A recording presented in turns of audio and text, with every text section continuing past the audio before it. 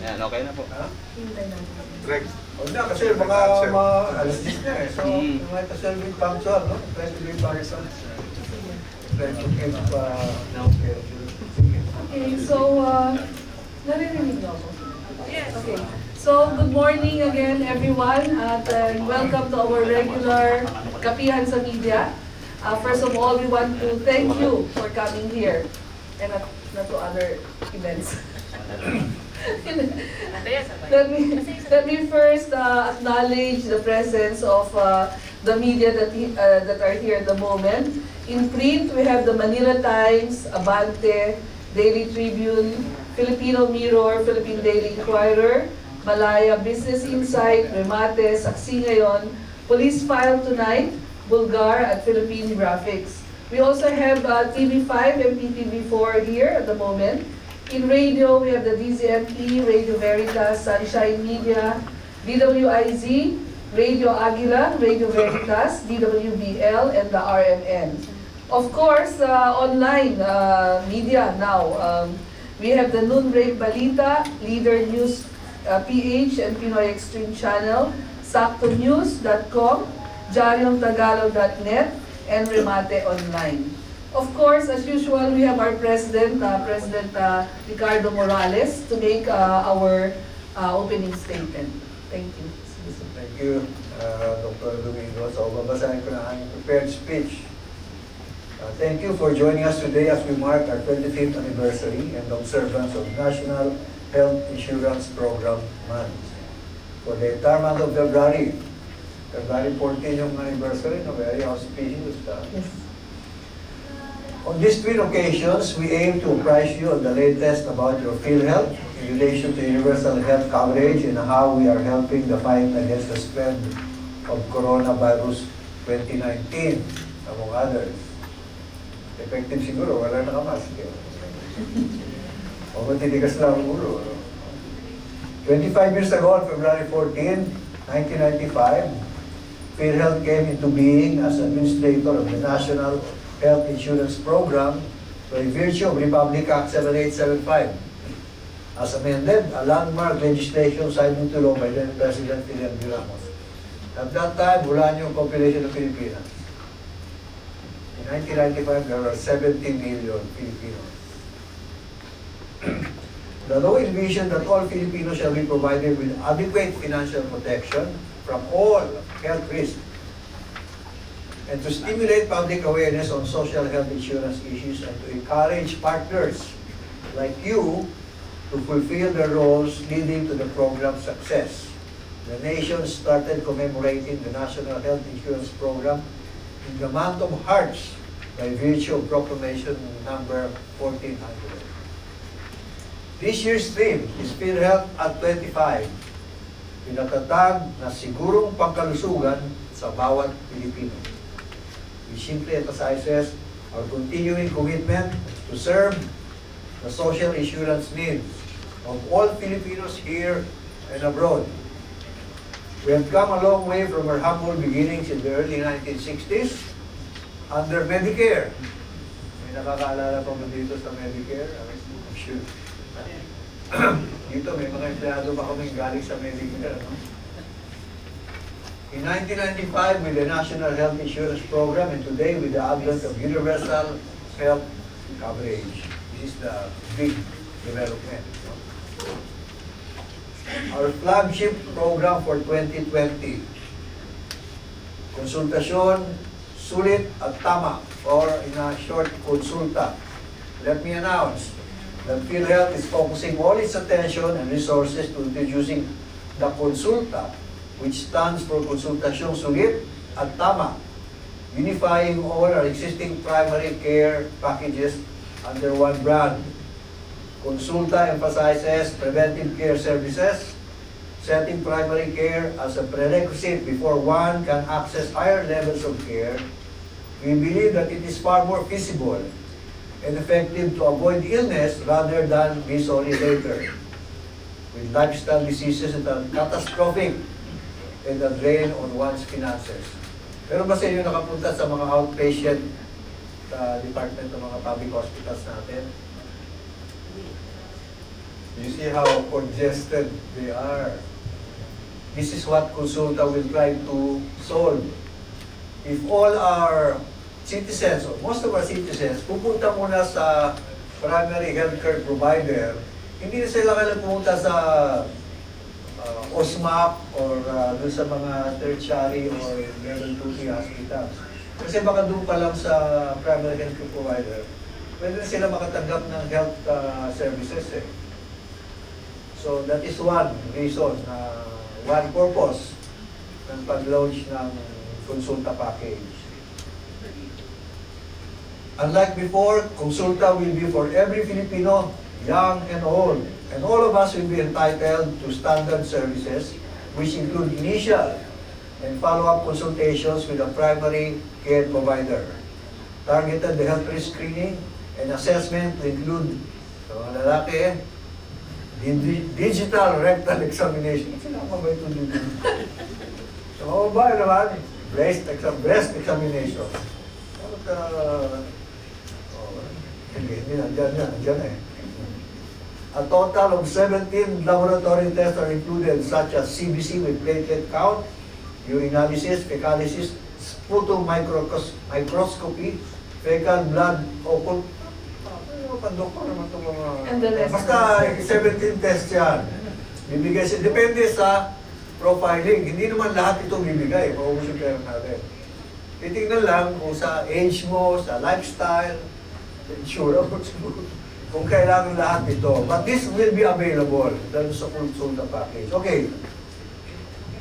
After that, depending sa screening mo, needy members will also be given medicines for antimicrobial, fluid and electrolytes, anti-asthma, anti-paretic, anti-dyslipidemia, anti-diabetic, and anti-hypertensive drugs. Maintenance drugs, in other words. For free. For free, ha? Since we have to ensure that all will be enough, there will be enough qualified providers for this benefit, we are looking at a full rollout of the Consulta in the second half of this year, sa mga July 2020 ito. We request that you, the media, will help us to reach out to all primary care clinics and to our citizens to help for the accreditation starting March this year. Kailangan yung mga members natin, mga mamamayan, magpalista sa primary health care providers, assisted yan eh. Para kung saan kayo nakatira, doon kayo magpalista. Yun ang unang point of contact nyo with the health system. So we're trying to change behavior. Hindi lang takbo kagad sa OSMAP o sa St. Luke's or Makati Med. Kung meron namang primary health care center sa barangay o sa kung saan sila malapit nakatira.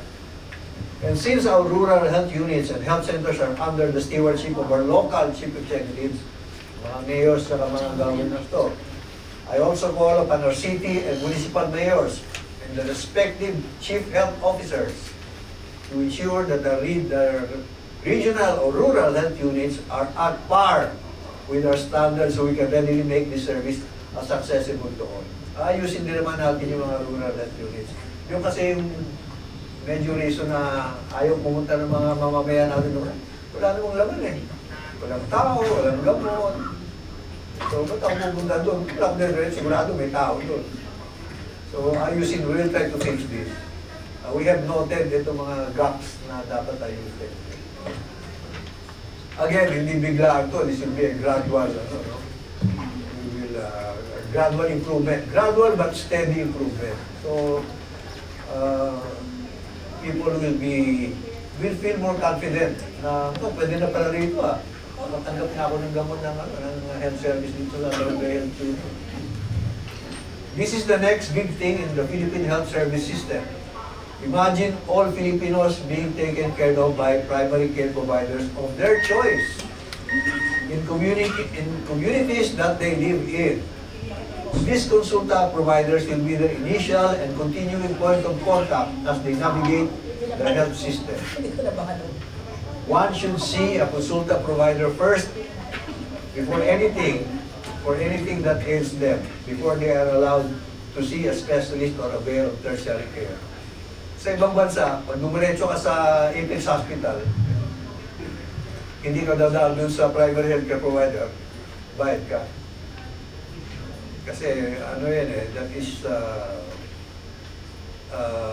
initiative na ano, ang gusto nating sistema. Kung gusto nyo libre, lumagay ito para maayos naman.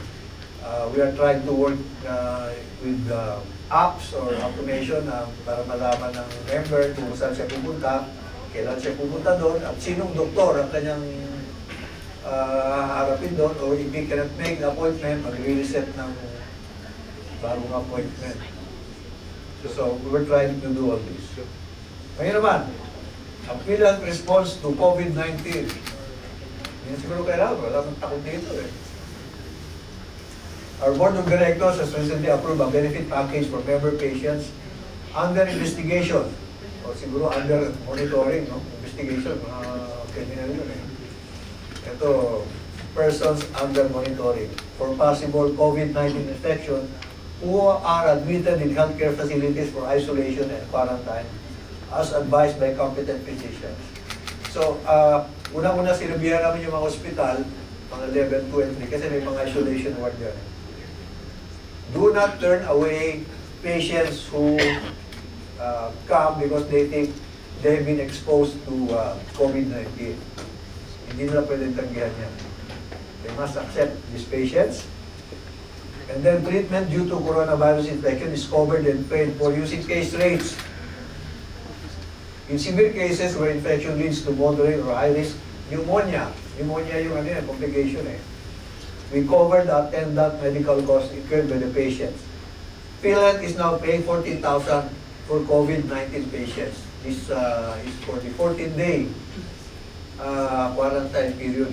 So far, wala pa kaming natatanggap eh. Wala pa natatanggap. Siguro maaga pa naman. Hindi naman kasi agad-agad nire-report yan eh. Actually, mga monthly. But more than the benefits that we pay, we urge the public to be more on the preventive side. Ano ba tayo maka-giveaway ng mask yan? Para pag nila dito may mask. Mahal na yung master. Mahal. Tayo nga, hindi nagmamask dito. So, paano tayo maniwala sa ating? Tayo hindi nagmamask. To be more on the preventive side and be safe from costly confinement by observing cleanliness and practicing good personal hygiene, especially frequent hand washing. Natatapos sila ng Valentine's eh. Observe natin itong good personal hygiene. We join the Department of Health in their call to avoid crowded places. Crowded places, tingnan mo na, magkiwalay tayo. To avoid as much as we can. As much as we can. Hindi naman natin may iwasan. Isama sa trabaho. Operational excellence. Now we're on turnaround time. Talagang walang kamatayan turnaround time. In January of this year, our turnaround time for claims processing was at 39 days on the national average. This is 21 days quicker than the 60 days prescribed by law. Thanks to the e-claims, hospitals are now enjoying the convenience of transmitting their claims using the internet and to track developments in claims processing using the same facility. Our efforts to better our processes and procedures are not going unnoticed by various observers. In 2019, the Philippine Trust Index conducted by the EU Group, PhilHealth garnered 92% trust rating among the various government agencies, including social protection agencies. Also, in the 2019 survey conducted by independent research firm, Novo Trends, kilala niyo ba yun? Yung EU Group, saka yung Novo Trends. Your PhilHealth netted 91% satisfaction rating from individuals and business organizations. We intend to keep this lead in the years to come. These are indeed bringing us pride knowing that members and our different partners and stakeholders are noticing how we are silently working harder to bring back the trust of the people to their PhilHealth. Bakit wala ba?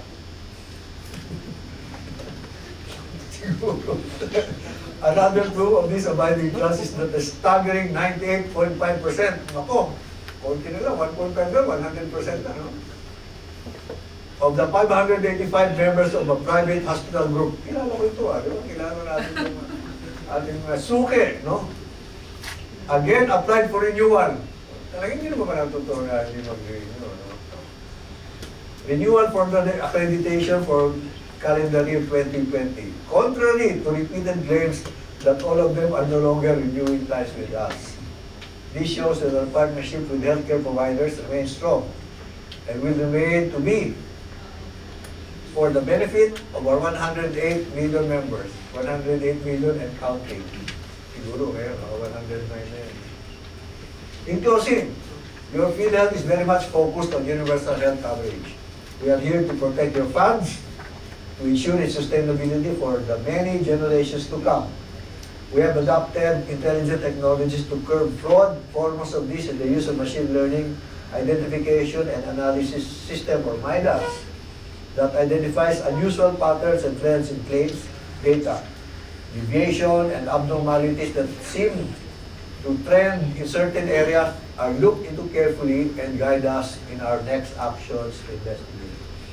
This is why we are still hiring lawyers. Baka may kilala kayong mga abogado, special investigators, and medical doctors to swiftly process cases leading to appropriate resolutions. We continue with our efforts to collaborate with the Philippine Statistics Authority for the needed data exchange in a bid to update our database, especially of the dead. I'm dying?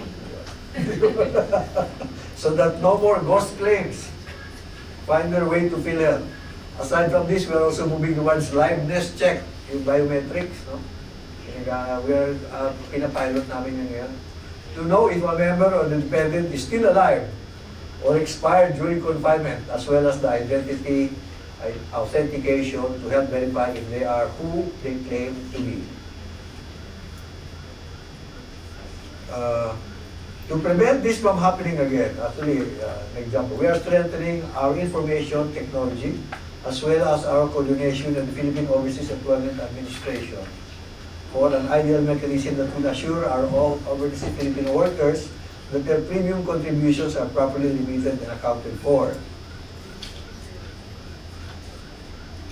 So yun ang ating ginagawa, and sinabi mo nga, I would like to repeat that yung consulta package, yung roll out natin for the middle of this year, this will require registration of our members, and we need the help of the media in getting the message across. I think the important message is that you have to register, and ang kaya magbayad, magbayad, habang kaya magbayad. Yun lamang, magandang umaga sa inyong lahat. Happy anniversary to PhilHealth. Thank you, sir. We're open now for questions. If you ask a question, can you please state your name and where you come from for record? Isa lang ako dito, so hinahinay lang. Sige, Hemer. I'm Betty Tenorio, Radyo. Sir, nabanggit ko niyo yung tungkol dito sa COVID-19 or coronavirus. Ang sinasabi kasi ng PhilHealth na mas palalawa ko sa community health rescue sa mga naapektuhan. Ano po ito? Ang sasagot niyan ay si Dr. Ish. Ito. Magandang umaga po sa ating lahat. Sa ngayon, sorry.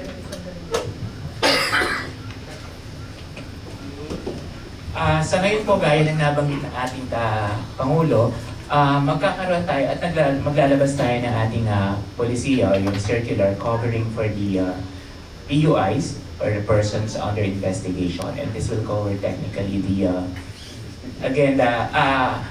yes, i-cover niya yung quarantine for those who are actually covered or quarantined in a level 2 or level 3 hospital kasi siya yung may kakayanan na mag-quarantine. So yun po yun. At ang nabanggit nga rin ng ating Pangulo na however kung magkakaroon or magde-develop ng complications yung ating mga pasyente or they found to be positive at magkakaroon ng ibang pagkakasakit, babayadan na natin sila according to what is the case rate. Kung pneumonia, babayadan natin sila sa pneumonia or any other disease na madi-develop nila. Yung sinasabing expansion ni Presidente ngayon, pinag-aaralan din po namin because nakikita natin ngayon na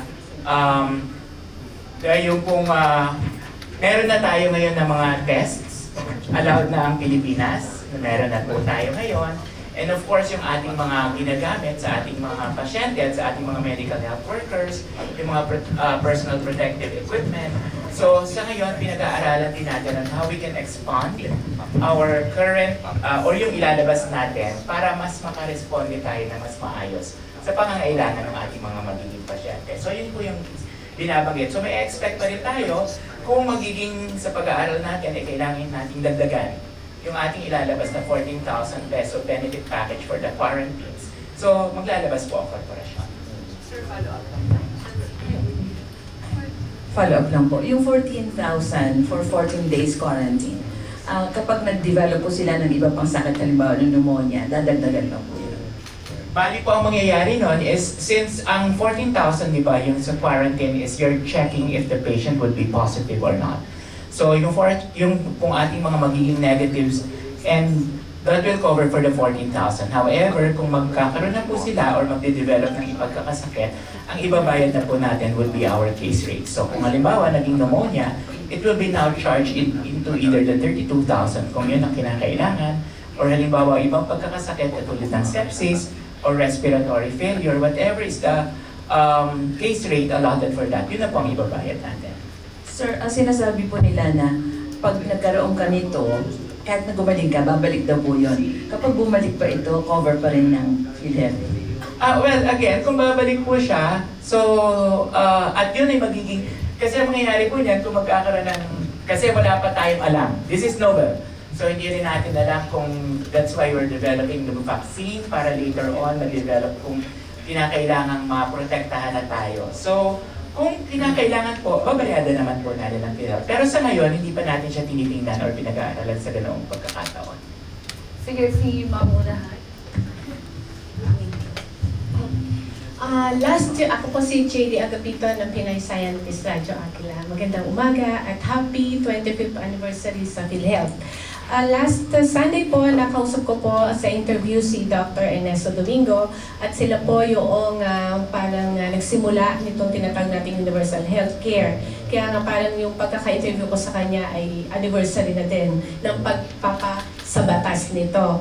At sinasabi nga po na talaga naman papatungo tayo doon, subalit matagal pa ang mangyayari. Medyo matagal pa kasi kinumpara nito sa mga ibang bansa na may ganito ring programa. At actually, tayo nga ay medyo huli na compared with other countries. Ngayon, ang tanong ko po ay tungkol naman po dun sa programa na ang PhilHealth po ay isinasama sa curriculum para sa, nag-i-invest kasi tayo sa youth dahil essentially, ang mga itong ating ginagawa ay para sa future. Kumustahin ko lang po kung noong 2015 pa po nagsimulang ipasok sa curriculum ang PhilHealth for education.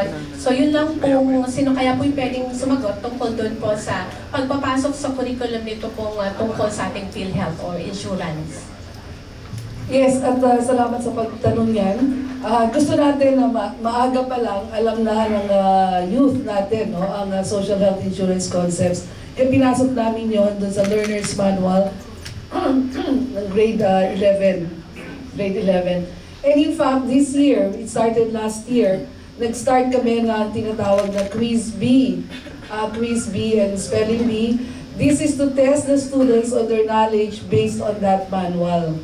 So magkakaroon kami ng yung national start na sa district, sa regional. This year, kasabay ng aming 25th anniversary, yung national competition na siya. So we're putting that in and nandun pa rin sa government schools. We'll be expanding that hopefully to private schools and later on to the college, tertiary education. Para bago pa lang, schooling education pa lang, expose na sila sa ganitong social health insurance concept. Pero yung national quiz natin, may schedule na ba yun? Sir, our national quiz bee might be around March. Hindi pa sure yun, sir, kasi minun natin. Alam niyo, wala pala tayong national spelling bee or national quiz bee, no? Dati, ano yan very well, high interest. Kasi nakikita, nababasa natin sa, ano yung recent study na number 79 tayo sa literacy, science, and math. Ang baba ng ano natin. But inspiring naman ito. We have been conducting this at regional level. Saka interest natin yung mga bata that they are so sharp. And I think this should be, we plan to make this yung PhilHealth it started PhilHealth, no? We're making it a national quiz bee. So hindi lang health yung content, but all yung wide-ranging subjects. So we would like to show, marami naman matalinong Pilipino, kaya lang hindi lang natin but this will be parang a platform to increase awareness and interest dito sa intellectual development. So that's going to be one of our, so we'll have it in March. No? Yes. National. Ito na yung mga National. nanalo sa mga regional levels. I would like you to participate, cover it, para makita naman ng marami tayong mga batang magagaling from the provinces. Sige, sir. Yes. Sir, good morning. Sir, good morning. Sir, yung sa, balikan ko lang sa... Sir, good morning. Sir, yung sa COVID na package, tanong ko lang po, sir, if kailan po siya mag-take effect? Because I understand, nag-issue na po kayo ng statement before. And if magiging retroactive po ba yun? At least dun sa mga admitted pa.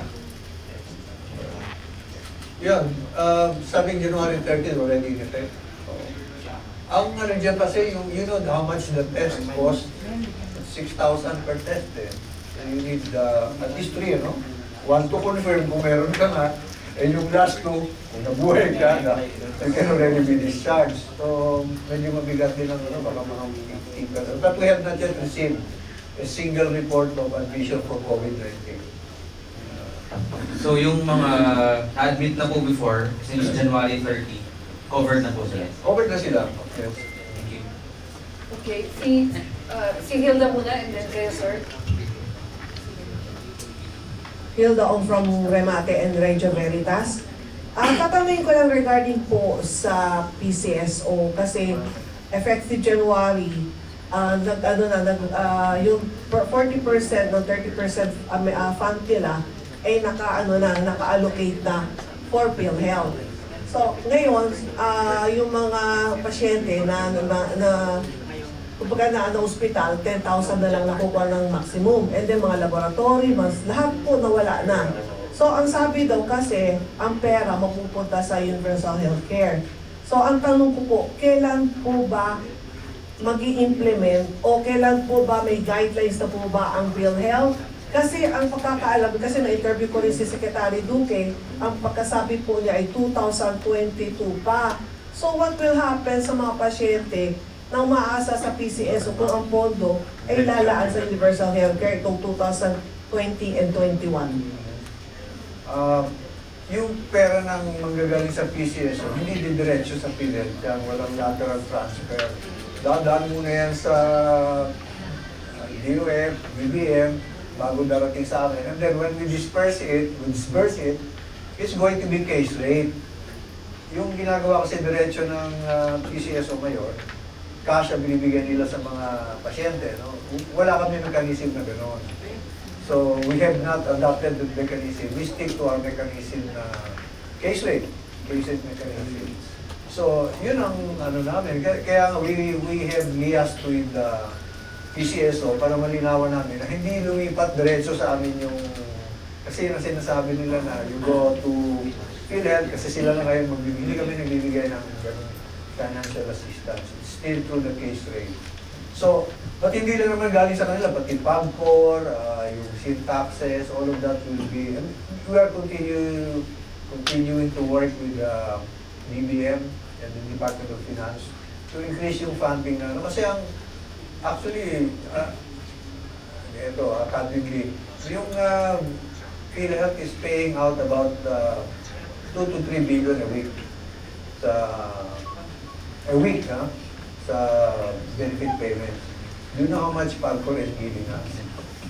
1.5 billion for the entire year. PCSO pala, PCSO. So, it's not really that significant. But of course, we welcome lahat ng contributions to the health fund. So, wala, case rate pa rin ang namin. Ang aming disbursement. And then, meron po kasi doon sa Good Samaritan program namin po sa Radio Veritas na meron mga pasyente na undergoing hemodialysis. So, ang pagkasabi ng pasyente na umiiyak, na yung dialysis center ay hindi na po tinatanggap yung kanilang, kasi sa ngayon, di ba, pwede pa sila doon sa 90 session, which hindi na po nila tinatanggap. Ang pasyente kailangan daw nila mag-cash out. So, ang PhilHealth po ba, wala po bang ganitong pagbabawal sa mga dialysis center na hindi pinapayagan o hindi nila tatanggapin yung kanilang PhilHealth? Naubos na ba yung 90 session? Hindi pa po. Eh, ang reason daw kasi, kasi ang reason daw kasi hindi pa raw sila nakakakolekta sa PhilHealth. Kaya ayaw na nila tumanggap ng PhilHealth. Okay. Yeah. Okay. Let me address this issue kasi ito yung reason ng some hospitals threatened na hindi daw sila renew accreditation. You remember last year meron tayong scandal sa dialysis, di ba? Specifically yung So, we tried to apply, naghigipit kami. So, as a result, hindi na release kagad yung mga, sabi nga nila, we err on the side of caution. So, nangyari, bumagal yung pagbayad. But ang resulta man, nagkaroon ng outcry yung mga hospitals na bakit daw hindi sila binabayaran. Right now, we are working directly with the hospitals kasi the other reason for that, we adopted yung information system na yung claims form 4 na ipipill up na dapat computerized ito na So, we moved to computerization specifically to speed up the process and to reduce fraud. Ang nangyari, some of the hospitals have difficulty in the transformation. Yung IT system nila hindi ready. So we have started working with the hospitals. And in the last 3 weeks that we have monitored this effort, nag-increase yung payments namin. But we're still going to accelerate that further so that masasettle namin yung mga benefit payments to the hospitals. Kasi we look at the hospitals and the professionals as our partners. They should be as satisfied as our patients. Hindi lang yung mga pasyente ang papasalamat at napagsilbihan sila ng PhilHealth, pati yung mga doktor, pati yung mga hospital. So, maybe I can have more information for you in about a month's time to see kung yung efforts that we have taken have increased the payment. I think in the last 3 weeks, we have increased our payments by about 300 million a week. From the siguro mga 200 million yun. Pero mag-increase pa yan. So, you can ask your if you have any contacts in the hospitals, you can ask them kung nag-increase na ba yung bayad ng PhilHealth because dapat mag-increase na We are working directly with the hospitals para mag-reconciliation of accounts. So yes, we have an issue with benefit payments, but we have already put in place some measures to accelerate this and we hope to see a resolution of this issue in the next few weeks. Okay. Si Sir muna, and then kayo, Sir. Siya muna kasi. Magandang umaga, Sir. Eddie Pereña, DWBL. Isang maikling komento lang po. Tama po yung inyong binanggit na dapat ang tawag person under monitoring. Masyado pong nakakatakot yung person under investigation. Sana po makarating sa kinaukulan. Salamat po. Thank you. Thank you. Sige, si Sir. Just to comment on that. Sige. Actually, dalawa na po, I think yung classification ngayon, the PUIs is the PUMs. So meron na pong PUMs, yung persons under monitoring, and of course, the PUIs are those persons under investigation. Pero kukunti lang yan, 19 lang, COVID-19 Sige, Sir. Lance Alforte po sa saksi ngayon. May nagtatanong lang po kasi sa dito sa sa lugar ko sa Rizal, sa Aintac. Tungkol dun sa may PhilHealth Care na, tapos may Malasakit Center pa. Medyo nalilito lang sila. Automatic po ba yung sinasabi nila na kahit hindi na sa PhilHealth, kasama na yung nila, yung hiningin tulong pag lalo nasa hospital sila. Kasi nalilito lang sila. Saan ba talaga sa Malasakit Center? Ang Malasakit Center lang naman sa Rizal, dalawa pa lang Sa Antipolo, Binangon na. Kung nasa Kaintaan, medyo nalilito lang po sila. Well, unang-una, yung pong PCares, yan po ay yung ating mga nurses from PhilHealth na ina-assign natin sa mga ospital para po sila yung magiging conduit ng pasyente ng ospital para sa PhilHealth. Nagkataon lang ngayon na yung ating mga PCare, sila rin po yung naka-assign sa Malasakit Center. No? Pero ngayon, meron na, alam niyo naman na meron ng batas sa Malasakit Center ngayon. At ngayon nga po ay, sa totoo lang ay yung pong IRR niya or Implementing Rules and Regulations will be signed Monday, February 24. So yung pong batas ngayon ng Malasakit Center ay para sa establishing Malasakit Center in all DOH retained hospitals and the PGH. So mangyayari po noon, kami po sa PhilHealth naman as a response at nasa batas din naman, mag-hire kami ng mga tao para ilagay mismo sa Malasakit Center. Ngayon, paano po yung proseso ng tulong ng Malasakit Center at ng PhilHealth?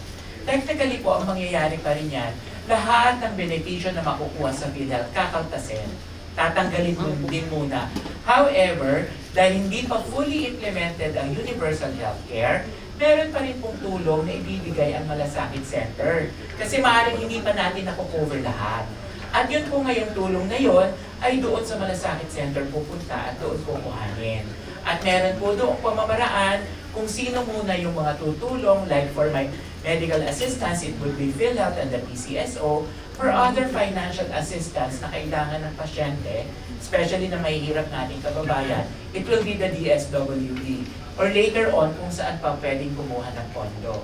So technically po, kung titingnan ninyo sa pagbibigay ng benepisyo, lahat mabibigyan ng benepisyo ng PhilHealth kasi di ba lahat naman ay miyembro na ngayon ng PhilHealth. At susunod, kung may pangangailangan pa, lalong-lalo na yung mahihirap natin, pwede silang lumapit doon sa Malasakit Center. Sir, Sorry, nabanggit lang ni Sir, ilan lang daw po yun. Sa ngayon kasi po, I think around 50 plus yung merong Malasakit Centers, but those are 56. Those are LGU-owned and some DOH hospitals. Sa batas po ngayon, sinasabi na dapat lahat ng 72 DOH hospitals mag-establish ng Malasakit Centers plus PGH. Sa batas po ngayon, ina-allow din ang all other public or LGU hospitals na magtayo ng Malasakit Center. However, may mga criteria na sila na dapat susundin. Tapos yung Malasakit program na po, in-establish na siya ng batas and it will be under a bureau under the Department of Health. Okay, si Sir muna. Parang question Follow na up. po doon sa Malasakit Center kung kano na yung, kung may data na kayo, kung magkano nilibigay ninyo. Mula nung mag-start yung Malasakit Center, pag-million na ba kayo? Sorry. Wala Wala po kaming, well, because technically po, yung PhilHealth benefit ay regular benefit yan. Hindi siya kasama doon sa Malasakit.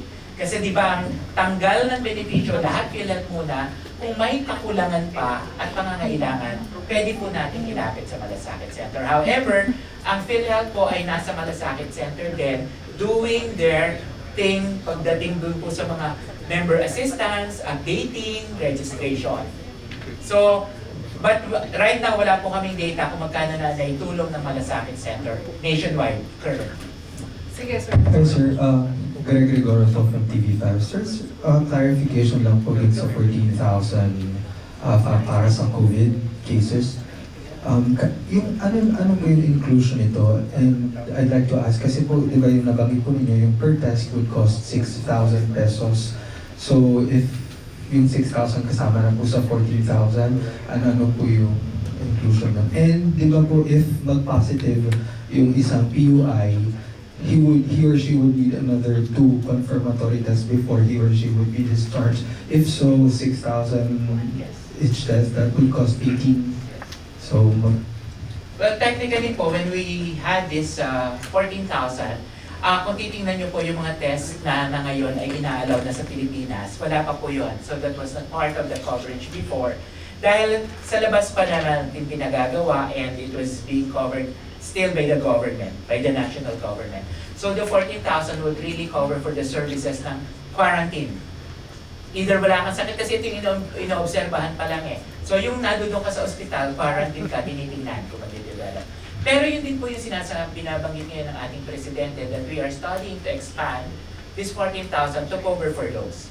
So yun ang tinitingnan natin ngayon kasi But ano na ngayon yung mga bagong protocols pagdating sa pagkakasakit? Katulad nga po dati, tinetest natin siya, pero biglang lumabas, kung nag-test positive siya, there will be 2 additional negative